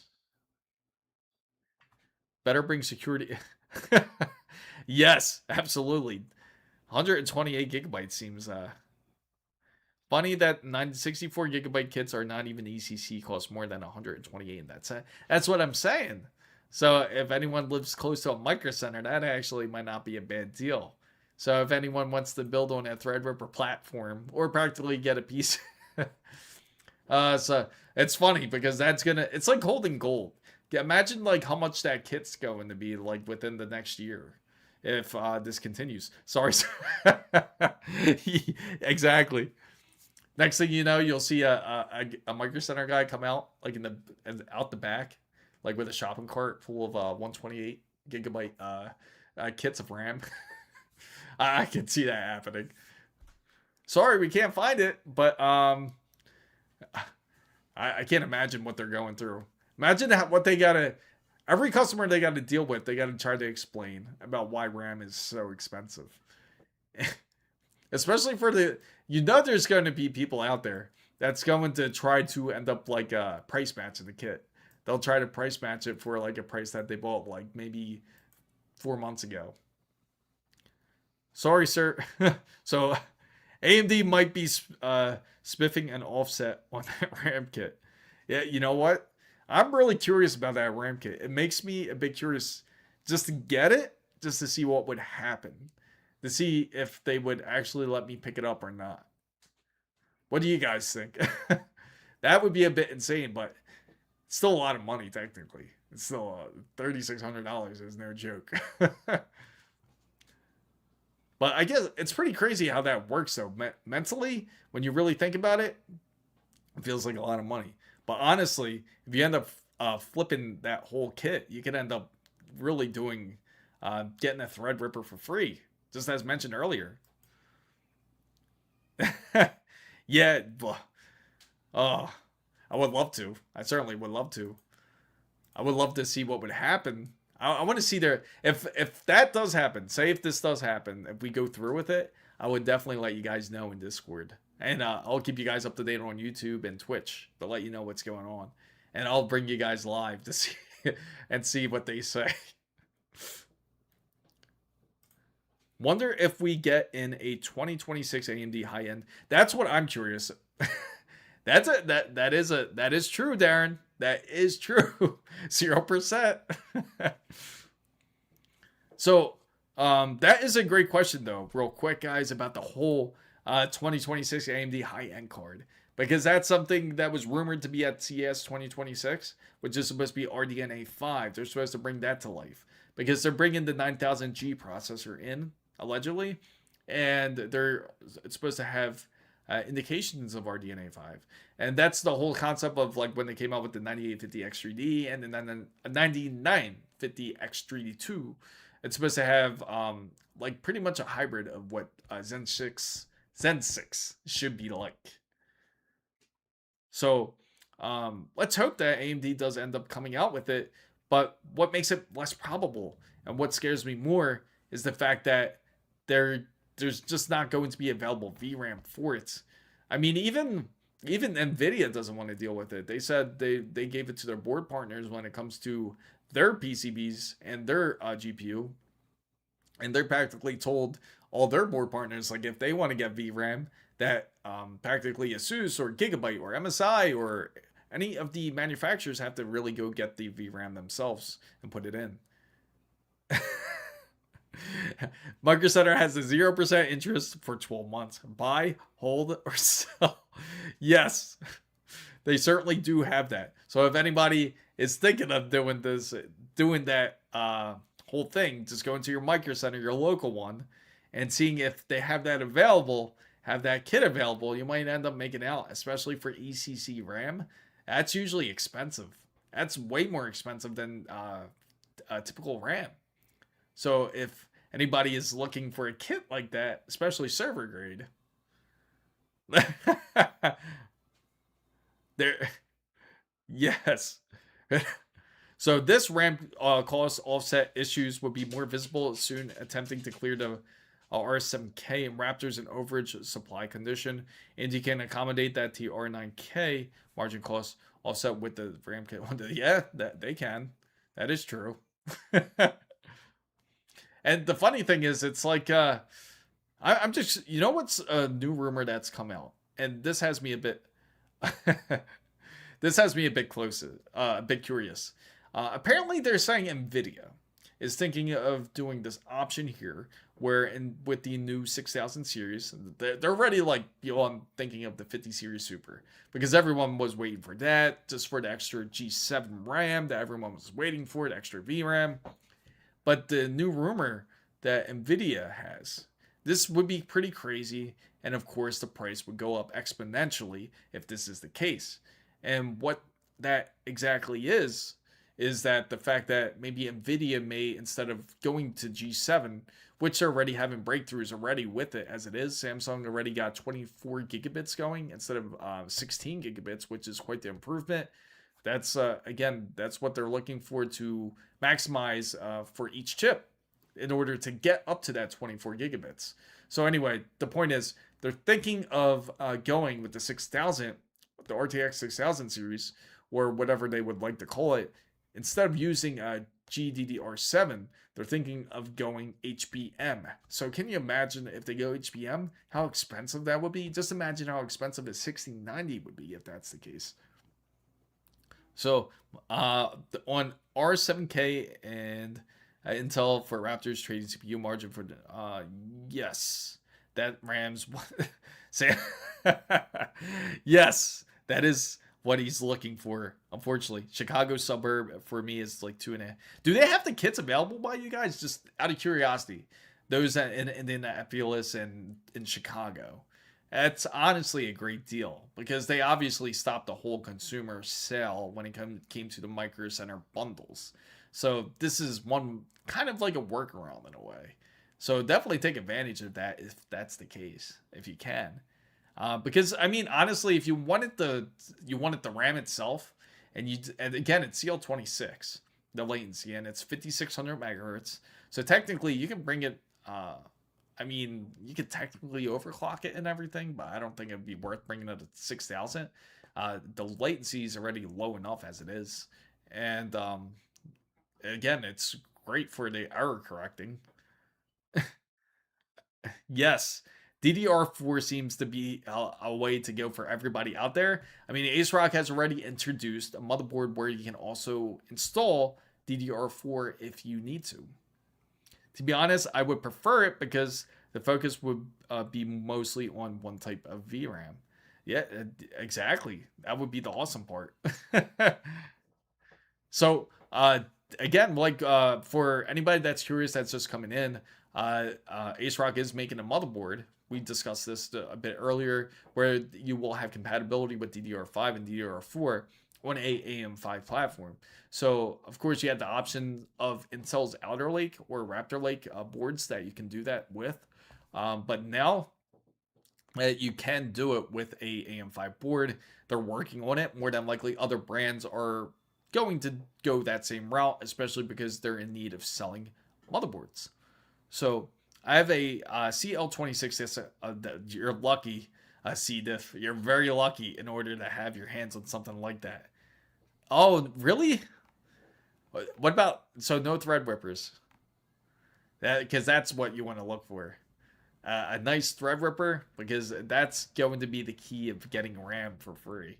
Because technically, if you buy the kit, you're technically paying only like $600 for 128 gigabytes of RAM, which is a awesome deal, especially today. 128 gigabytes of RAM that sounds a bit more fair compared to spending $900 on 64 gigabytes. I have a lot of RAM kits. I am donating. Oh, awesome. That is very friendly of you, Mr. Rainbow. Just don't ask for anyone's no Threadripper. Damn. This reminds me of the death of the muscle car of the mid 70s. Yes. It's pretty wild, right? Like to see this kind of effect happen. How it's affecting everybody. And the crazy part is we're the first people to see it because we just need the chipsets. So imagine everyone that has to go through the repercussions of who wants to have a handheld or a console. It's going to be costly for everyone in the end. So how much total RAM do you Zay. I don't know yet. It's funny. I got some RAM coming too. It's pretty crazy because I had an order already in with Crucial with 32 gigabytes and it's supposed to be coming in. And unfortunately, with how high the cost is with everything, it's going to have to be the pretty much the kit that's going to every PC build. I'm just going to be like switching it on different kits on and off or different builds. In my local area, I should say about yes.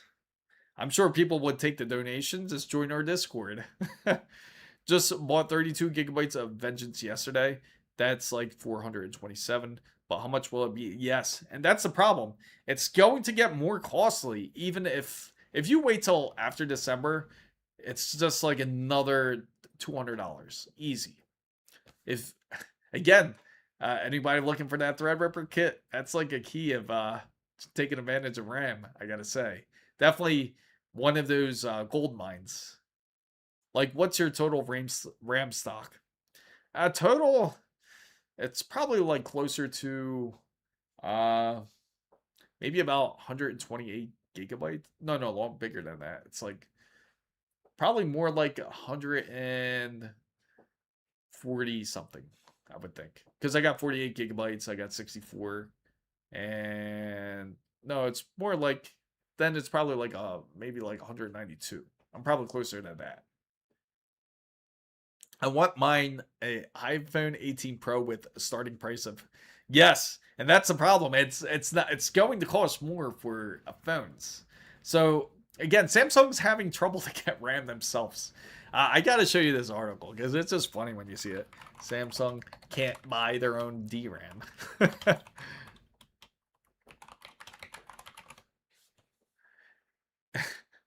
It's so funny. Samsung, how do you say no to yourself? How do you say no to your own foundry says no to your own division? 6090 might be out of my price range, which sucks. Always get the Titan or now known for the 90 series every 2 years. Yes. And the crazy part is it's not even going to be it's going to be under HBM at that point, which would be crazy expensive. I have total 144 of DDR4. For me, it's a mix of DDR4 and DDR5. Man, I am tempted. Now it has me really tempted, to be honest, thinking of doing that move. It would be a very costly move, but it might be worth it. But here it is right here, guys. I got to show you this. So this is what I was talking about. RAM is so expensive, Samsung won't even sell it to Samsung, right? So they have this new trifold phone. I'm sure you guys heard of it, where it's like this new tablet where you can expand it pretty large. So obviously you need to have some decent RAM, especially on a smaller device. And apparently they went to go try to ask for the supply. They went to go search for the memory, see for the newest smartphone for 2026 flagship designs. And they were willing to pay top dollar. So they went to go try to get it from Samsung. That they rejected the original order of DRAM chips from Samsung's Electronics Mobile Experience division. So they said no. Instead, why would we want to have your phones just sitting at a cell phone store? Why do we need it sitting at a Verizon or a T-Mobile or a Best Buy where it's just going to sit there when we can get immediate profit off of OpenAI? Why do that? Especially that they have the cash up front. It's almost like, you know what it's almost like? I'm sure you guys are familiar with this crisis that originally just happened, just like when we went through that whole real estate issue back in 2020, back in 2020 and 2021. For anyone that was to purchase a home, how you would have to face other people that would have buy a house cash up front versus getting the loan from the bank. Instead, most people that were selling homes would prefer to take the cash up front instead of getting the money from the bank because it's immediate. You don't have to wait. So it's almost kind of like that. So Samsung almost pretty much pulled that move on themselves and said, why would we take your money and wait for the profits when we can get the profit immediately, plus then some? So with all these RAM kits and GPU prices going up high, I think it's best to taking the budget PC gamer builds out of the hands of people who need a new PC. That's a good point. So is it better to stick a 32 gigabyte at 6,000 megahertz or add the original 16 to the 32? So it's better to run dual RAM, and I've ran multiple tests on this to see how the responsive a PC would be, and it always typically runs better on dual than quad. So instead of adding RAM, it's definitely better to run just a dual kit. You actually get better latency because of it. So I think it's also good to look at, say, old HP ProLiant Dell Power Edge old servers on second hands. What's up, Snecker? Good to see you. I haven't seen you in a minute. AI race is happening. It's real. Absolutely. Kind of like the Dillinger business versus Encom. 318. Oh, okay. That's okay. You know me. We're definitely going to end up going live on this Saturday. I know it's a bit of a late stream, especially today, but hopefully you guys are certainly enjoying it. But I'm happy with my new PC 9070 XT, but I hate the glitchy soul. It should be better now. It should be much more improved. They actually just came out with a new driver. For anyone that has a AMD Radeon card, Redstone is pretty much almost ready. It's going to be buggy. It's kind of like NVIDIA when they first came out with frame generation wasn't the best. In fact, they just had some terrible drivers like originally when it came out, like for the first 6 months even. It was pretty ridiculous. I have the 5070 12 gigabytes. Should I upgrade? Yes, Hassan, definitely go 5070 Ti. You would definitely would pull up. You would definitely do well. Well, happy birthday, Snecker, coming up. I'm who knows? I might end up doing this stream upcoming on Friday, but we will see. So show and color, yeah, no problem. So I definitely recommend anybody out there who is thinking of building a PC and is in need of building a PC to take advantage of the options that you certainly do have, because it's just going to go more expensive. Unfortunately, it's not healing any. If you just take a look at the price trends that are currently going on when it comes to RAM, it's just looking uglier and uglier each and every day. It's just not improving, and hopefully it does sometime soon. 50, yes. That's right, Rizzo. 5090 has horrible drivers, worse experience than 30. Yeah, that's the thing. That's what I've been telling everybody. Like, if you're looking for price and performance, the 9070 is actually the way to go. So you'd certainly made the right move going 9070 XT. The RAM prices will recover, to be honest, more likely in 2027, 2028. A lot of people are looking at this lightly, like, oh, this is just going to pass. This isn't going to be anything. This isn't real. But the charts say very differently. I'll show you the charts, in fact. The charts do not lie. So take a look here. For just typical DDR4 3200 megahertz, it's went up again. It's up to $120 on average. And this is for just 16 gigabytes of RAM. Now you look down at, say, just the 32 gigabytes. Now it's also went up here. So it went up to nearly about, I would say roughly about $190. So that's certainly up. Well, you do, if I get my hands on a AMD card, I certainly will. I will soon.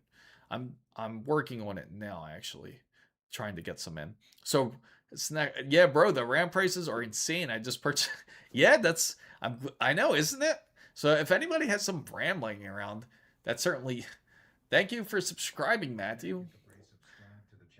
So I certainly got to say, it's just constantly going up. Like, there's no type of stagnation.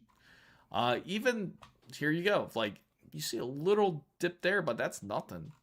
DDR4 3200, again, slight dip. That's not really changing much at all. You go down to the RAM that mostly everybody needs for a new build. Again, right here, DDR5 6000. It's been holding about 800. Oh, thanks for the super chat, Rizzo. Appreciate it. Yes. Yes. Thank you, Rizzo. Certainly appreciate it. Samsung is going to put the memory, then have it in the product and highest profit margin. This is, yes, this is certainly the better way of, it's like investing in gold, but much more volatile and much more quicker when it comes to response. So, yes. So what about sim racing? Are you looking to get more frames, better graphics, or you're trying to get, what type of simulator are you thinking of? I would love to know. Because you can go quite advanced in it. So this is what the pricing is looking on DDR5. And for SSDs, let's take a look at that. Right here, you can take a look at storage. Again, it's going to seem very incremental because this is 2.5 SATA drives. Not a lot of people certainly get those, so you're going to see very small increments. But look at this M.2, $256, just insane. It's $50 now compared to what it was back in September, where you could get it for as low as like $35. Like, I didn't even know they still had 256. So wait, yeah, that's what I'm saying. Like, sure, the storage is what's going to end up sneaking up on a lot of people. So make sure to have some. So 1 terabyte right here, 1 terabyte M.2. It's gone up to, okay, so originally you could get it for like about $100, but it's actually close to about 130. So it's already went up like about $30. So from $100, that's 30% right there.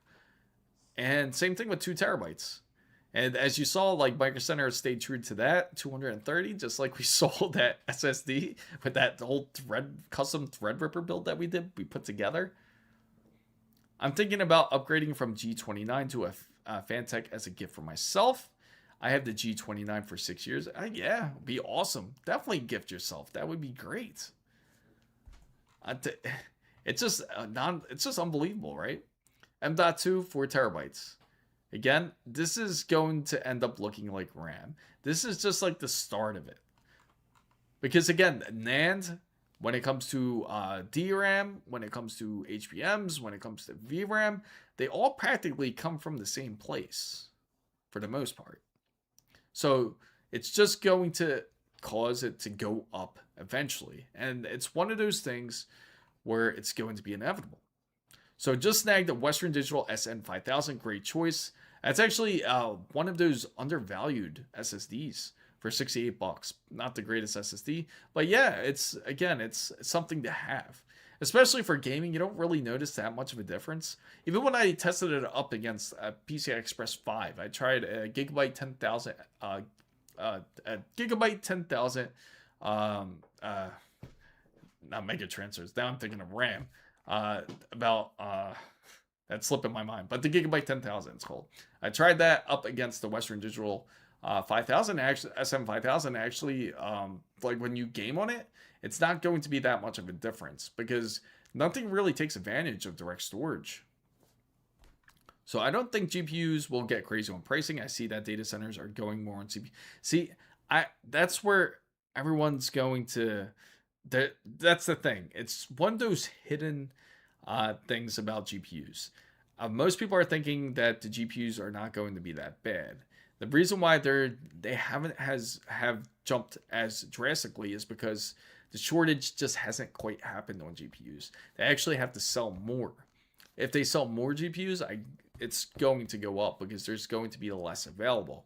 And in order to build GPUs, you need to also have VRAM. So the exact reason why everything is going up is because you have a lot of the foundries such as Samsung, SK Hynix. Now you have Micron where they shut their doors on the consumers. And now all three of them are practically focused on making HBMs, which is going to be more focused on for what AI needs. Now they're still going to have DRAM, but they're not going to produce it nearly as fast because they don't have no need to. They obviously need to have more foundries, but unfortunately OpenAI has bought up so much HBMs that they ended up slowing down the foundries so much that they're unable to produce or keep up for their demands. They bought up a decent supply of them, so they have to try to produce as much as they can for OpenAI. And that's what's causing the shortage. And these are all the same factories. They all produce on the same wafer, which is going to be, again, HBMs, DRAM. It's going to be VRAM, NAND. It's going to be pretty much all on that. So I feel bad because I sent my brother a link to the 4 terabyte one that was like 160. I don't know if it was the right speed, if it was fast enough for PS5. I guess if it doesn't work, I assume it would be okay for the most part. I think you'll end up doing pretty well for sure, a waffle. But less people will buy new GPUs if they can't get RAM. So hopefully they made enough GPUs. So I have critical, I think you mean crucial. I have Crucial's 1 terabyte M.2. Should I worry about it or should I get a new one because of the closure? I wouldn't worry about it. Obviously, it's good to always back up your drives. So if you are going to use it as your primary drive, just make sure to just keep it backed up. It's still going to work fine. You're not going to have issues. I've dealt with some sketchy M.2s before, and they still actually work fine. I've really run into not really much issues into them, but I can say the only SSD I really ran into an issue, believe it or not, is Sabrent's, and that was back on Gen 4 with the Rocket 4. One day, it was actually on the Threadripper build, in fact. I was using it on the M.2 drive. One day, it just blue screened, went to turn it back on. Everything was gone. All the data was gone. It was messed up. So, but luckily they were good enough and kind enough to send me a brand new M.2 because of this issue. But Skynet, here we come. NVIDIA since Q1 2001 is selling 4.7 million DC accelerators a year. And there is no DRAM shortage, just a couple of paper contracts that have changed nothing from 90 days ago in terms of DDR. Let's hope so. If that would be the best case scenario if that's the case. But again, from that would be a great question. I wish you would have brought that up to Jensen Huang too. Again, like if anybody hasn't heard that podcast, definitely check into it. The whole Jensen Huang and the Joe Rogan podcast. It was really good. Actually, I think January, February, if building PC drops 550, yes, it would be nice. And everybody in the chat can definitely tell you that when we went to take a look at this, let's take a look at Micro Center, see if I still got it in the cart here. Let's take a look. Let's see if it's still there. Oh yeah, it's still holding, guys. Look. So we saw this again for this build, right? Let me flip it there so you guys can see everything. So that's still expensive. But look at the RAM, 128 gigabytes, still in the cart there, 681.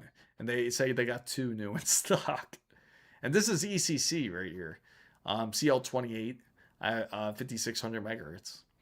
And then the Ryzen Threadripper and a board. Honestly, not a bad deal.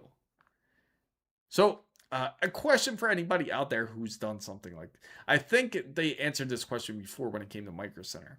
Now, if you were to buy this kit, right, and say you went to go return the motherboard, they would have to take everything back. Isn't that correct? They won't take the refund.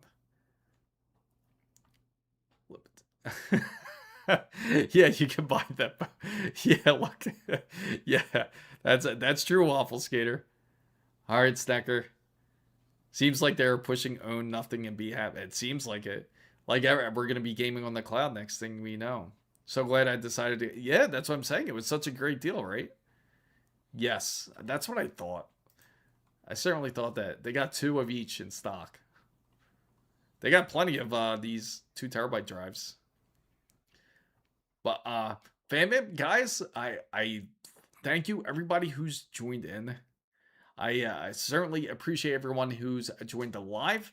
If you haven't already, make sure to give it a thumbs up and don't forget to subscribe or follow. Certainly do appreciate everybody out there. Make sure to tune in on the next live. Usually I'll do it on Saturday. I think this week we'll do it at 10 a.m. and see how it goes from there. If there's any other lives, make sure to tune in onto the Discord. It's free. Thank you for following King Helios. And just make sure to join in on the Discord.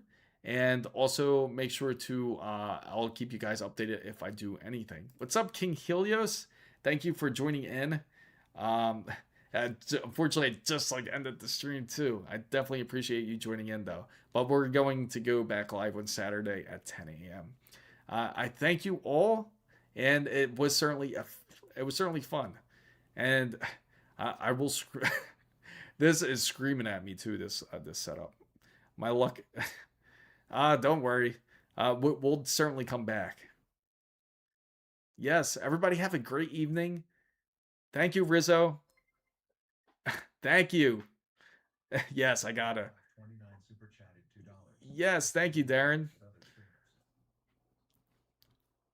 Thanks, Matt. Appreciate you all. Much love to everybody out there. And everybody have a wonderful night.